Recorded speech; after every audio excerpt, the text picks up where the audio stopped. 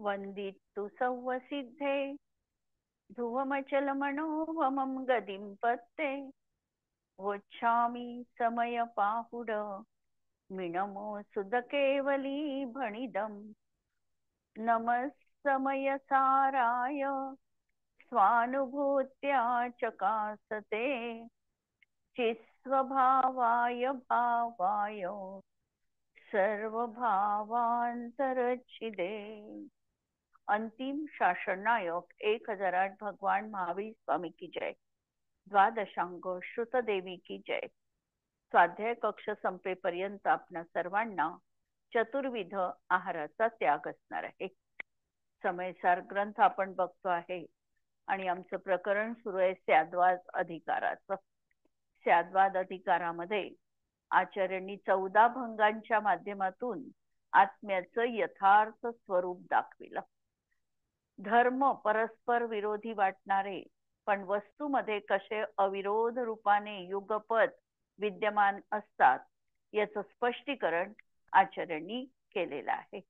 आणि आचार्यांनी हेही सांगितलं की आम्हाला अशा तऱ्हेने आत्मवस्तू प्रतीतीत आली, अनुभूतीत आली की आत्म्यामध्ये अनंत शक्ती उल्हासित होतात, अनंत शक्ती स्वाभाविक रूपाने परिणमित होतात। आणि ह्या कोणत्या शक्ती आहे तर चिरंतन राहणाऱ्या अंतपातिनी अशा या शक्ती, चिरंतन राहणाऱ्या अनादी अनंत असलेल्या या शक्तीची म्हणजे स्वतःचीच नव्याने जणू काही ओळख होते। आणि आमचा आत्मा कसा अनंत शक्ती संपन्न आहे याचं भान आणि याची महती आणि याचं आम्हाला म्हणजे महानपणा, आम्ही कसे महान आहोत हे आम्हाला त्या ठिकाणी लक्षात येतं। तर पहिली काल आपण शक्ती बघितलेली होती की जीवत्व शक्ती। जीवत्व शक्ती हे सांगतं की हा आत्मा अविच्छिन्न रूपाने एक चैतन्य प्रवाह रूप आहे आणि निरंतर आमच्या मनामध्ये आम्ही काही समजो न समजो, आम्ही जर सतत हा मंत्र किंवा हा भाव आमच्या अंतरंगात ठेवला की मी तर चैतन्य स्वभावी आहे, मी तर चैतन्य स्वभावी आहे आणि या चैतन्याचा कधीही माझ्या जीवनामध्ये नाश होणं नाही। मी कोणत्याही अवस्थेत असेल, कुठल्याही परिस्थितीत असेल, काहीही माझ्या जीवनात झालं तरी देखील हा चैतन्य प्रवाह अनादी अनंत रूपाने माझ्यामध्ये प्रवाहित राहणार आहे। यानीच म्हणून मी जीवित असणार आहे, मी जीवत्व शक्ती धारी असा हा अनुपम आत्मा आहे। हे सांगितल्यानंतर हा आत्मा जीवन आपलं कसं जगतो, जीवत्व शक्तीमुळे यांनी जीवत्व धारण केलेलं आहे, पण हे जीवत्व तो कशा रीतीने त्या ठिकाणी त्याचं जीवन जगणं आहे हे या चिती शक्तीच्या माध्यमातून सांगितलेलं आहे। की दुसरी शक्ती चिती शक्ती, जिला संस्कृत मध्ये म्हटलेलं आहे अजडत्वात्मिका चिती शक्ती ही।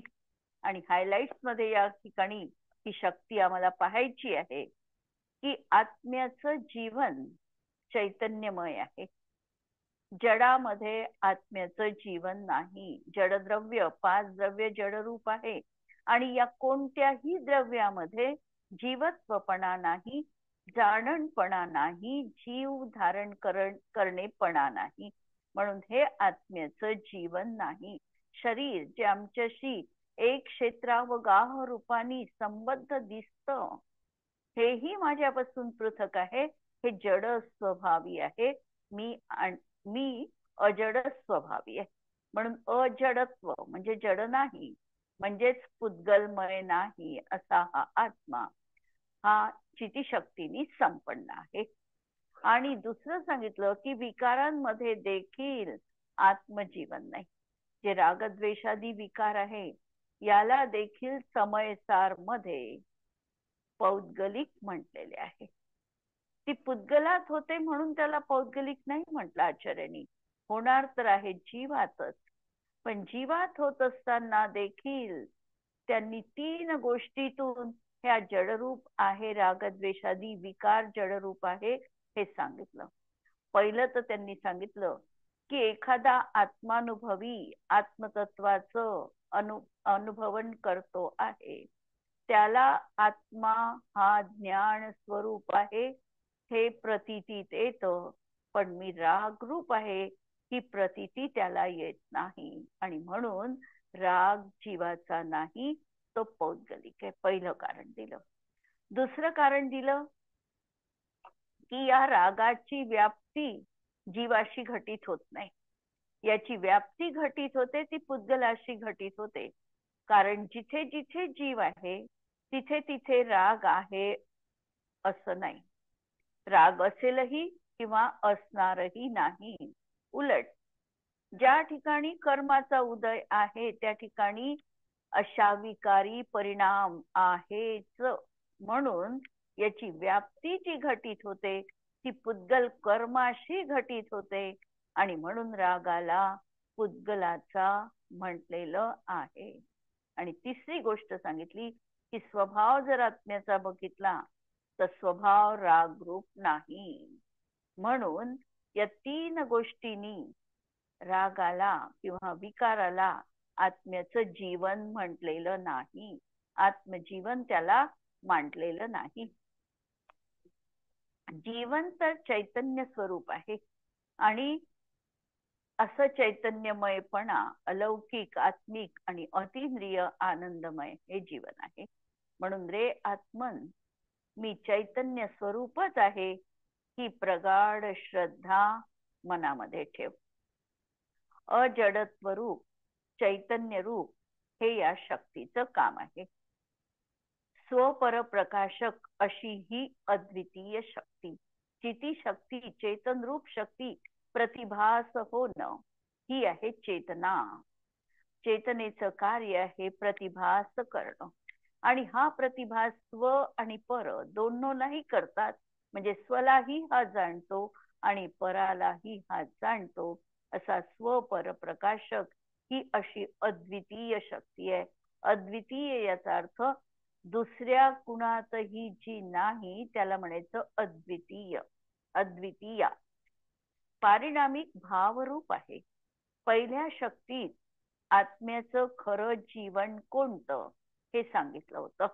पहिल्या शक्तीत सांगितलं की चैतन्य हे आत्म्याचं जीवन आहे आणि या शक्तीत हे जीवन कसं आहे हे दाखविलं. आत्म्याचं जीवन चैतन्यमय आहे. विकार म्हणजे खरं जीवन नाही. आत्मा हा चैतन्य रसाने परिपूर्ण आहे. ही शक्ती द्रव्यात आहे, गुणात आहे आणि पर्यायीमध्ये देखील आहे. आत्मद्रव्य पाहिलं तर या शक्तीने परिपूर्ण आहे. आत्म्याचे गुण बघितले तर आत्म्याच्या प्रत्येक गुणामध्ये या चिती शक्तीची छाप आहे, रूपांतर आहे. म्हणून सगळ्या गुणांमध्ये चिती शक्ती म्हणता येते. या अपेक्षेने चिती शक्ती स्वतंत्र शक्ती आहे, पण त्याचं रूप दुसऱ्या शक्तींमध्ये दिसतं आणि म्हणून ती गुणामध्ये आहे आणि गुणांच्या पर्यायी होतात आणि म्हणून ती चिती शक्ती पर्यायीमध्ये देखील प्रति समय व्यक्त होते आहे. अशी कोणतीही पर्याय नाही की जी चिती शक्तीला घेऊन असणार नाही, चैतन्याला घेऊन असणार नाही. म्हणून द्रव्य, गुण आणि पर्याय ही प्रत्येक चैतन्यमयच असणार आहे. आत्म्याचं जीवन चैतन्यमय आहे. जीवत्व शक्तीत जीव त्रिकाली जगणारच आहे हे सांगितलं. जीवत्व शक्तीने काय दर्शविलं की जीवत्व शक्ती ही निरंतर निरंतर चैतन्य प्रवाह रूप आहे. अनादिकालापासून अनंत काळपर्यंत आहे. म्हणजे या आत्मद्रव्याला हा जीवत्व शक्तीमुळे निरंतर जीवन जगणारच आहे हे पहिल्या शक्तीमध्ये सांगितलं. आणि आता तो जीवन कसं जगणार आहे तर तो चैतन्य रूपानं जीवन जगणार आहे हे दुसऱ्या शक्तीमध्ये आम्हाला सांगितलं.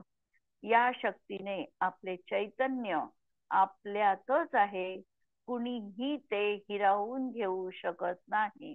चैतन्य कुणी काढून घेईल ही चैतन्याची भीती म्हणजे भीती कुणाच्याही जीवनात नाही. न चौराहारम न च राजहार्यम न भातृभाज्यम न च भारकारी. अशा तऱ्हेची ही चिती शक्ती आहे. याला कुणीही चोरून नेऊ शकत नाही. याला कुणामध्ये वाटायचं देखील भय नाही किंवा याच्यावर कोणी टॅक्स लावेल असंही भय नाही.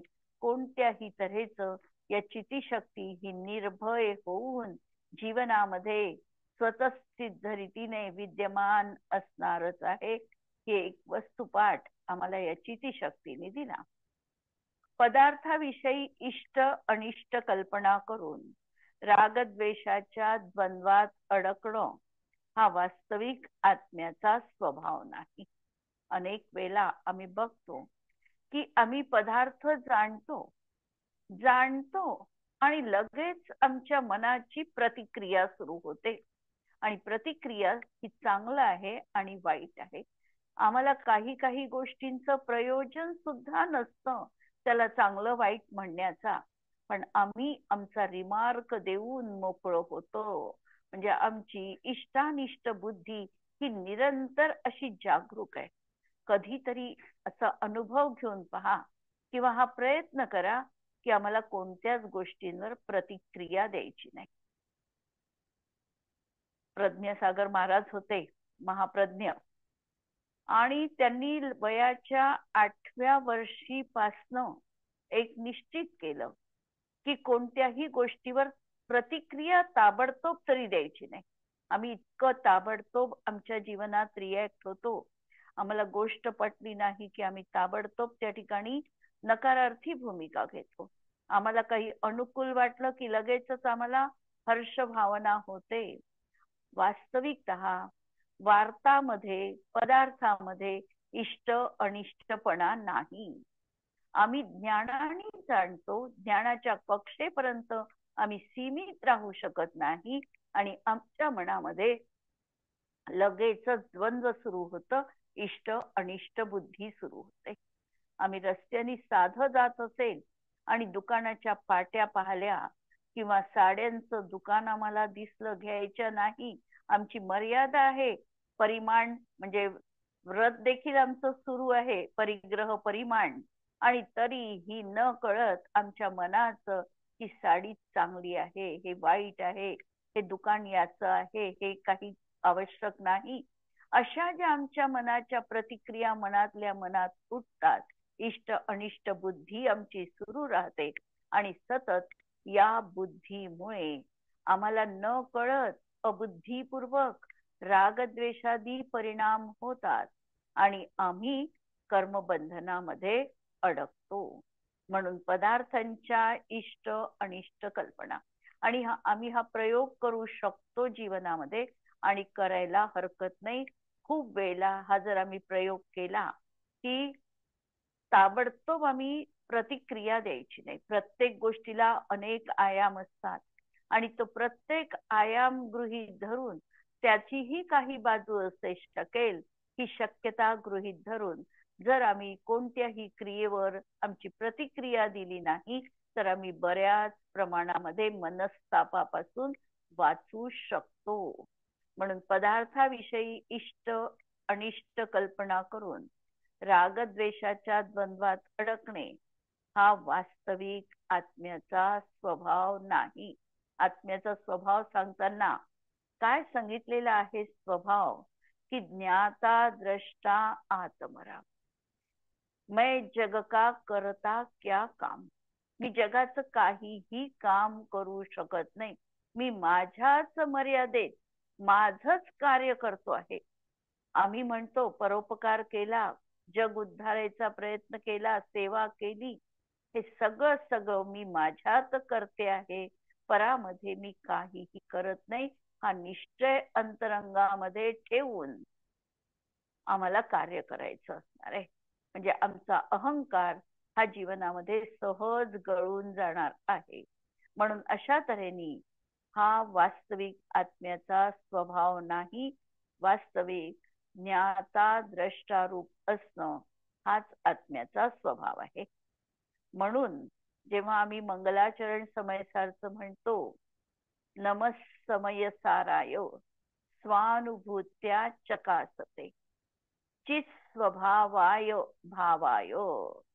या ठिकाणी आत्म्याचा स्वभाव कसा आहे हे सांगितलेलं आहे. चित स्वभावाय हा आत्म्याचा स्वभाव समयसार मध्ये आचार्य अमृतचंद्र सुरींनी नमनाच्या कलशामध्ये, मंगलाचरणच्या कलशामध्ये सांगितलेला आहे. आणि अशा या माझ्या आत्मस्वभावाला जो चित स्वभावमय आहे, प्रतिभासमय आहे, त्याला पहिल्यांदा वंदन केलं. आणि हा माझा चित स्वभाव कसा आहे, तर हा चित स्वभाव सर्व भावांतरच्छिदे. सर्व भावांतराला, भावांतर म्हणजे बाकीच्या भावांना माझ्यापासून पृथक करून केवळ मी चैतन्य स्वरूप आहे, चित्रूप आहे, ज्ञाता द्रष्टा रूप आहे, याला निर्देश करणारा आणि परापासून पृथक करणारा अशा या आत्मतत्वाला आचार्य अमृतचंद्र सूरींनी प्रथमच मंगलाचरणाच्या श्लोकामध्ये नमन केलेलं आम्हाला दिसतं. या शक्तीने हा कधीही जडरूप परिणमित नाही. कोणतीही परिस्थिती असेल तर कधी हा आत्मा चेतनमय आहे आणि कधी अचेतनमय झाला, अचेतनमय कदापिही होणार नाही. म्हणून ही शक्ती म्हणजे जणू जीवाची पडछाया आहे. चिती शक्ती प्रतिसमय हेच सांगते. आत्मा चैतन्यमय आहे आणि अन्य रूप नाही. चेतनेचे स्वयंभू अस्तित्व. आत्मा कसा आहे तर स्वयंभू आहे. जेव्हा आदिनाथ भगवंतांची स्तवन केल्या गेलं समंत भद्राचार्यांनी, की ज्या वेळेला बनारसी नगरीमध्ये ते होते आणि शिवपिंडाला नमस्कार करण्याचा त्या शिवकोटी राजाचा समंत भद्राचार्याला आग्रह सुरू झाला. त्यावेळेला त्यांनी तीर्थंकरांच्या 24 तीर्थंकरांच्या स्तवनाला प्रारंभ केला. आणि प्रारंभ करत असताना पहिलं आदिनाथ स्वामींचं स्तवन सुरू केलं. स्वयंभुवा भूतहितेन भूतले समंजस ज्ञान विभूती चक्षुषा विराजितम येन विधुन्वता तमहा क्षपा करे नेव गुणोत्करे करे. त्यांनी विशेषण दिलं आदिनाथ स्वामींना, स्वयंभुवा, तुम्ही स्वयंभू आहात. स्वयंभू याचा अर्थ स्वयंभवती इति स्वयंभः. स्वयंभू आहे म्हणजे कुणीही दुसऱ्यानी तुम्हाला निर्माण केलं नाही. प्रत्येक आत्मा या दृष्टीने पाहिला तर स्वयंभू आहे, हे तर त्यांचं आहेच आहे. आणि दुसरं स्वयंभू या शब्दाचा अर्थ त्या ठिकाणी तुम्हाला शिक्षित करण्यासाठी, ज्ञान देण्यासाठी दुसऱ्या कुणाचीही गरज भासली नाही. प्रत्येक तीर्थंकर हे स्वयं स्वतःचे गुरु बनूनच त्यांनी सगळा आपला जीवनपट अंगीकार केलेला आहे. त्यांच्या जीवनामध्ये त्यांना कुणीही लेखन क्रिया शिकवणारे गुरुजी नव्हते. अध्यात्म क्रिया शिकवणारे आध्यात्मिक गुरु, पारलौकिक गुरु त्यांच्या जीवनात कोणीही नव्हते. ते स्वतःचे स्वतः गुरु होते आणि म्हणून देखील त्यांना स्वयंभू असं म्हटलेलं आहे. तर या ठिकाणी ही शक्ती देखील अशीच आमच्यामध्ये स्वयंभू अशी ही शक्ती आहे.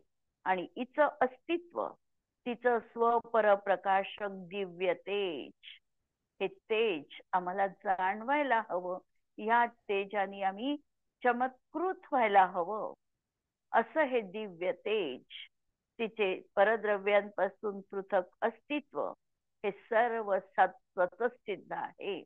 म्हणजे ही हा जो आत्मा आहे आमचा शुद्धात्मा, हा सर्व परद्रव्यांपासून भिन्न आहे. सर्व भावांतरच्छिदे अशा तऱ्हेचं या ठिकाणी सर्वांपासून पृथकपणा बघून स्व आत्मा जो आहे तेवढाच मी आहे. समयसारचं नाव ठेवताना अमृतचंद्र आचार्यांनी आपल्या टीकेचं नाव दिलं आत्मख्याती. काय अर्थ आहे आत्मख्यातीचा याचा जर आम्ही विचार केला तर ज्या गुणांच्या माध्यमातून आत्म्याची प्रसिद्धी होईल तेवढाच आत्मा आहे. आणि बाकीचे जे काही आत्म्यामध्ये भाव दिसतील, परसंयोग दिसतील, की ज्याच्यामुळे आत्मा प्रसिद्धीला येत नाही, आत्मा ज्ञात होत नाही, ते सगळे सगळे भाव, 29 भाव वर्णादी आणि रागादी म्हणून आत्मद्रव्यापासून त्यांनी पृथक केले. आणि ज्या भावांनी आत्म्याची ख्याती होते तेवढे भाव म्हणजेच आत्मद्रव्य आहे, हे त्या ठिकाणी सांगितलं. आणि म्हणून याही ठिकाणी आपल्याला हेच बघायचंय की हा जो परद्रव्यांपासून भिन्न पृथक अस्तित्व हे आत्म्यामध्ये स्वतःसिद्ध रीतीने विद्यमान आहे, हे अकृत्रिम आहे, अनादी आणि अनिधन आहे, त्रैकालिक आहे. ही सार्वभौमता स्वतःसिद्ध आहे. किती शक्ती प्रति समय जीवाला सजग ठेवते. म्हणजे पहिली शक्ती जी होती जीवत्व शक्ती, जीवत्व शक्तीने आत्मा कधी जडरूप झालेला नव्हता, किंवा प्राणांना सोडून चैतन्याला सोडून आत्मा नाही. तर चिती शक्तीमुळे हा निरंतर ज्ञाता द्रष्टारूप स्वपर प्रकाशक असा असणार आहे. म्हणून हा जीवाला सजग ठेवते. शुभ काय, अशुभ काय, कल्याण कशात आहे, कशात नाही, जणू आत्म्यावर बसलेला हा सजग पहारेदारच आहे. आणि ही आम्ही पण कधी कधी आम्हाला आमचं अंतर्मन बरोबर त्या ठिकाणी आम्हाला सत्सद विवेकाच्या बुद्धीने अंतर्मनाने जे काही आम्हाला वाटतं ते आम्हाला प्रामाणिकपणे सल्ला देत असतं आमचं अंतर्मन, आमचा सत्सद विवेक. पण आज या बाह्य कोलाहलामध्ये आम्ही आमच्या अंतर्मनाचा आवाज ऐकण्याची कला विसरून गेलोय. आणि त्यामुळे आम्ही अंतर्मनाकडे खूप अत्याचार करून त्याचं ऐकलं नाही, आणि म्हणून आता तो आम्हाला काही सांगत नाही. पण ज्यांनी खरोखर आपल्या अंतर्मनाची हाक ऐकली, सत्सद विवेक बुद्धी ज्याची जागरूक आहे, कार्य करत असताना त्याला निरंतर एक अंतरंगातून प्रेरणा सहज येते की हे तू चांगलं केलं किंवा हे तू वाईट केलं. ही जी प्रेरणा आहे ही जर आम्ही जोपासली आणि जतन केली तर आमचं अंतर्मन प्रत्येक वेळेला आम्हाला कार्याचा विवेक दाखविते, हेय उपादेयपणा दाखवतो. आणि त्याला जर आम्ही निरंतर फॉलो करत राहिलं तर आमच्याही जीवनामध्ये या आत्मतत्वाचा जो काही चिती शक्तीचा तेज आहे, आवाज आहे, प्रकाश आहे, तो आम्ही नित्य पाहू शकतो. चिती ही शक्ती राग नाही. पर्यायीत राग आला तरी राग म्हणजे मी नाही हे जाणण्याचं महत्वपूर्ण कार्य तिचं आहे. चिती शक्ती जी आहे ही स्वाभाविकी शक्ती आहे, पारिणामिकी शक्ती आहे. आणि जो पारिणामिकी भाव आहे त्याला कर्माच्या उपाधीची कोणतीही गरज नाही. त्यामुळे चितीपणा किंवा हा चैतन्यपणा हा कशामुळे आहे तर हा आमचा स्वभाव आहे. आणि स्वभाव असल्यामुळे ही चिती शक्ती निरंतर आम्हाला सांगते की तू फक्त चैतन्यमय आहे, राग म्हणजे तू नाही. बऱ्याचदा आम्ही रागाला माझं म्हणतो की काय करणार, हा माझा स्वभावच आहे. कशाला आम्ही स्वभाव म्हणतो, रागाला मी माझा स्वभाव म्हणतो की नाही हे असं माझं होणारच आहे, मी नाही बदलवू शकत स्वतःला. परंतु राग आमचा स्वभाव नाही आणि रागाला आम्हाला बदलविता येतो. जर आम्ही आमच्या चैतन्य शक्तीकडे लक्ष दिलं तर आमचा राग जीवनातून सहज बाजूला होऊ शकतो. अशा तऱ्हेचा किंवा पर्यायीत राग आला तरी चितीशक्ती हे दाखवत राहते की राग येतो आहे तो तुझ्या पर्यायीत आहे, तो आत्ताचा तुझा पर्यायगत विभाव भाव आहे. पण तू स्वभावाच्या दृष्टीने विचार केला तर तुझ्या स्वभावात आत्ताही राग नाही. स्वभावात राग नाही, पर्यायीत राग आहे. आणि पर्यायीतला राग पुढच्या क्षणामध्ये नष्ट होणार आहे. तर अशा तऱ्हेने हा आत्मा स्वतःला सजग करू शकतो चिती शक्तीच्या माध्यमातून. दिव्य भव्य असलेली ही शक्ती म्हणजे हृदयात नित्य तेवणारा नंदादीप आहे. निगोदादी प्रभंजनानेही त्याचं अस्तित्व खंडित झालं नाही. प्रभंजन म्हणजे सोसाट्याचा वारा. हा जीव निगोद पर्याय यांनी धारण केलेली आहे, किंवा प्रत्येकच जीव याचा भूतकाळ कोणता होता या दृष्टीने जर आम्ही पाहिलं तर प्रत्येक जीवाचा भूतकाळ हा निगोदातून प्रत्येक जीव आलेला आहे. म्हणून निगोदामध्ये किती अनिवार्य दुःख याला सहन करावं लागलं. क्षुद्र भव धारण करत कितीतरी वेळा जन्म मरण 6012 वेळेला त्याला ही एक पर्याय जास्तीत जास्त मिळू शकते, एवढा वेळा तो जन्म मरण धारण करतो. म्हणजे जणू काही त्याच्यावर एक प्रकारचा सोसाट्याचा वाऱ्याचा आघात त्या ठिकाणी रात्रंदिवस होतो आहे. आणि अशा ही परिस्थितीमध्ये याची ही चिती शक्ती, हा जो काही पर्यायगत ज्ञान आहे, अक्षर रूप ज्ञान आहे, याचा कधीही विनाश त्याच्या जीवनात झालेला नाही. म्हणून आमचं अक्षर ज्ञान म्हटलं त्याला. कोणतं अक्षर ज्ञान? की सूक्ष्म निगोदी पर्यायित लब्ध पर्याप्त जीवांना कमीत कमी जे ज्ञान असतं ते अक्षररूप ज्ञान असतं. म्हणजे या ज्ञानाचं कधीही क्षरण होत नाही, म्हणून त्याला अक्षर ज्ञान म्हटलं, किंवा त्याला पर्याय ज्ञान म्हटलं. की हे पर्याय ज्ञान कधीही नष्ट होत नाही, कारण हे जर नष्ट झालं असतं तर या चितीशक्ती नष्ट झाली असती, पण असं होत नाही. म्हणून कितीही आमच्यावर आमची निकृष्ट दशा असली तरी देखील आमचा हा चिती स्वभाव हा निरंतर कायम राहिलेला आहे. आमचं अस्तित्व जे आहे हे अस्तित्व कशानेही खंडित झालेलं नाही, तुटलेलं नाही. म्हणून ही शक्ती आपणात आहे याची प्रतीती सर्वांना यावी या मंगल कामनेसह. ओम ह्रीम निज चिती शक्ती सुनिर्भरोहम, या दुसऱ्या याचा हा मंत्र आहे. आणि यानंतर आपली तिसरी शक्ती सुरू होते आहे, दृशी शक्ती. दृशी शक्ती म्हणजे अवलोकन करणारी शक्ती. अनाकार उपयोग. उपयोग दोन प्रकारचा आहे, एक साकार उपयोग आणि एक अनाकार उपयोग. अनाकार उपयोग म्हणजेच दर्शनोपयोग, आणि दर्शनोपयोग म्हणजेच ही दृशी शक्ती. की अनाकारोपयोगमयी दृशी शक्ती ही जी आमची दर्शन शक्ती आहे, जीवाची जेव्हा आम्ही पहिली व्याख्या शिकलो असू, ती व्याख्या आम्ही शिकलो की ज्याला चेतना म्हणजे ज्ञान आणि दर्शन असतं त्याला जीव म्हणतात.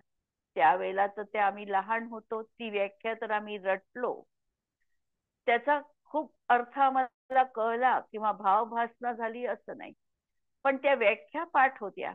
आणि कालांतराने जसं जसं ज्ञान आमचं अध्ययन वाढत गेलं, समजत गेलं, तशी जाणीव आम्हाला होत गेली की हे दर्शन म्हणजे काय आहे, हे ज्ञान म्हणजे काय आहे, आणि त्याचा ग्रंथांमध्ये नेमका अर्थ काय आहे. काय आहे दर्शन? ज्याला आम्ही म्हणतो की मी मूर्ती प्रत्यक्ष तिथे जाऊन मी दर्शन घेतलं, हे दर्शन आहे का? आचार्य सांगतात हे दर्शन नाही. हे काय आहे तर हे चक्षु इंद्रियांनी झालेलं जीवाला ज्ञान आहे. मग दर्शन काय आहे?